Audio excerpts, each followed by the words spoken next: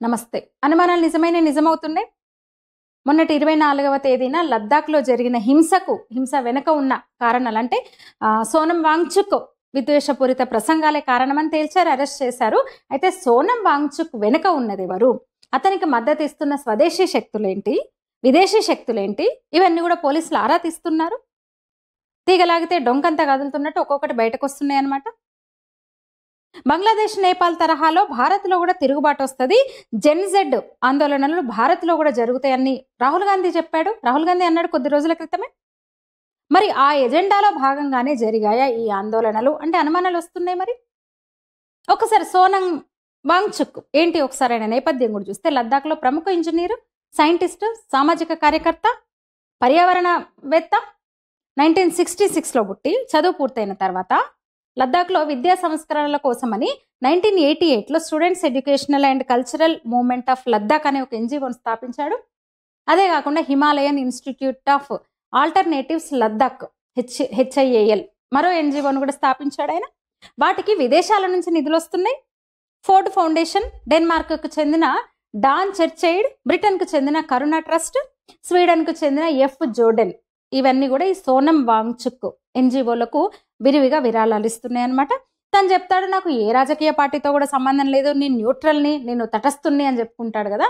అయితే ఇతని తండ్రి సోనం వాంగ్యాల్ కాంగ్రెస్ నేత, జమ్మూ కాశ్మీర్ ప్రభుత్వంలో గతంలో మంత్రిగా పనిచేశాడు. వాంగ్‌చుక్ కూడా యూపీఏ హయాంలో సోనియా సూపర్ పిఎంగా ఉండి నడిపించిన యూపీఏ ప్రభుత్వంలో అంటే 2004-14 మధ్య చాలా పదవుల్లో పనిచేశాడు ఆయన. చాలా పదవులు చేపట్టారు. 2004లో కేంద్రం ఏర్పాటు చేసిన Ladakh hill council vision document drafting కమిటీలో సభ్యుడు అతను.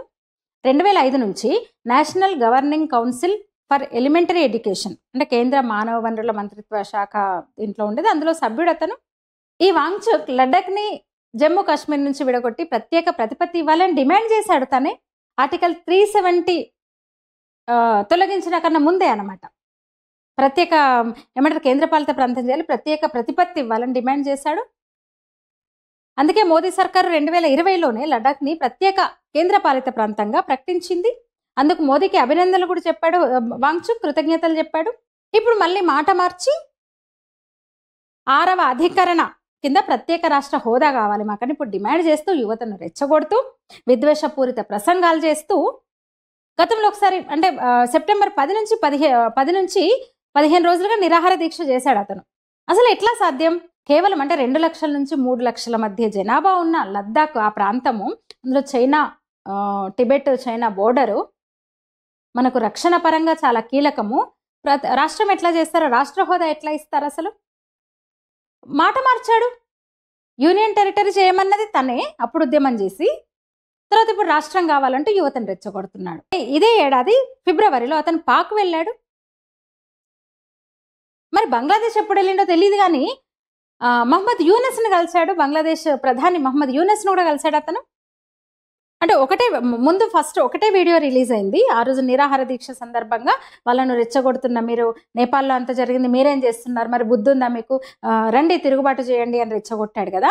అయితే అప్పుడు మాత్రమే కాదు, అంతకు ముందు నుంచి కూడా బంగ్లాదేశ్, నేపాల్ తరహా, అరబ్ స్ప్రింగ్ తరహా ఉద్యమం వస్తుందని హెచ్చరించాడు. పలు వీడియోస్ బయటకు వచ్చినాయి. ఇక లద్దాఖ్ కాంగ్రెస్ పార్టీ వాంగ్‌చుక్కి పూర్తిగా మద్దతు ఇచ్చింది. ఆ పార్టీ కౌన్సిలర్ ఫున్సోక్ నాన్సింగ్ అనేవాడు సెప్టెంబర్ 23న ఒక ప్రెస్ మీట్ పెట్టాడు. ప్రెస్ మీట్లో మాట్లాడుతూ సిఆర్పిఎఫ్ని తీసుకొచ్చి చూడండి, మేము బీజేపీ కార్యాలయాన్ని మేము ముట్టడిస్తాము అని అతను కూడా రెచ్చగొట్టే మాటలు మాట్లాడాడు, రెచ్చగొట్టే ప్రసంగం చేశాడు. మరి సెప్టెంబర్ 24న ఆందోళనలో ఏమైందో చూసినా బీజేపీ కార్యాలయాన్ని తగలబెట్టారు.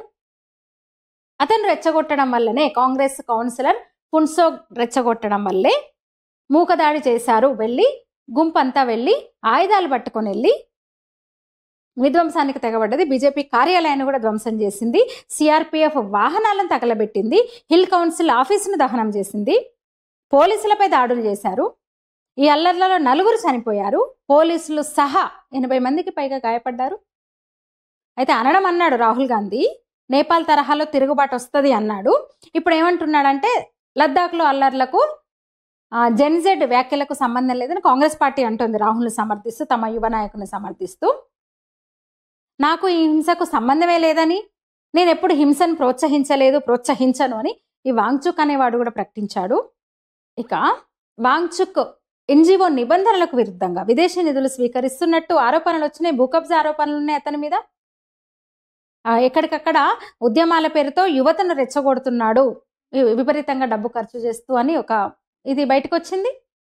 ఈ ఆరోపణల నేపథ్యంలోనే కేంద్రము 2 నెలల క్రిందటే సిబిఐ విచారణ చేపట్టింది అతని మీద, అతని వ్యవహారాల మీద. అయితే ఆ విచారణను అడ్డుకోవడానికే, ఆలస్యం చేయడానికే ఈ వాంగ్చుక్ ఇలా ప్రజల్ని, యువతను రెచ్చగొట్టి ఉండవచ్చని మరొక అనుమానం. హింస అనంతరం, ఒకరోజు హింస అనంతరం కేంద్రం అక్కడ కర్ఫ్యూ విధించింది, పరిస్థితిని అదుపులోకి తీసుకొచ్చింది. వాంగ్చుక్ కూడా దీక్ష విరమించాడు, అందరూ హింసకు దూరంగా ఉండాలని పిలుపునిచ్చాడు. అదే సమయంలో కేంద్రం అతని SECMOL అనే ఎన్జిఓకి ఇచ్చిన FERA లైసెన్స్ను రద్దు చేసిందనమాట. అంటే చూడండి, మనం అనుమానాలు వ్యక్తం చేస్తున్నాం కదా, డీప్ స్టేట్ ఉండొచ్చు, కాంగ్రెస్ పార్టీ నేరుగా, కాంగ్రెస్ పార్టీ హస్తం ఉండకపోయినా ఎంతో కొంత ఉండొచ్చు అంటే ఇవన్నీ బయటకు వచ్చినాయి. వాళ్ళ నాన్న అసలు నేను న్యూట్రల్ అని చెప్పుకుంటున్నాడు, అతని తండ్రేమో కాంగ్రెస్లో మంత్రిగా పనిచేశాడు. అయితే రాబోయే రోజుల్లో కూడా లద్దాఖ్ తరహాలో దేశంలో మరికొన్ని ప్రాంతాలని లక్ష్యంగా ఇలాంటి ఆందోళనలకు అవకాశం ఉంది అనే అనుమానాలు వ్యక్తమవుతున్నాయి.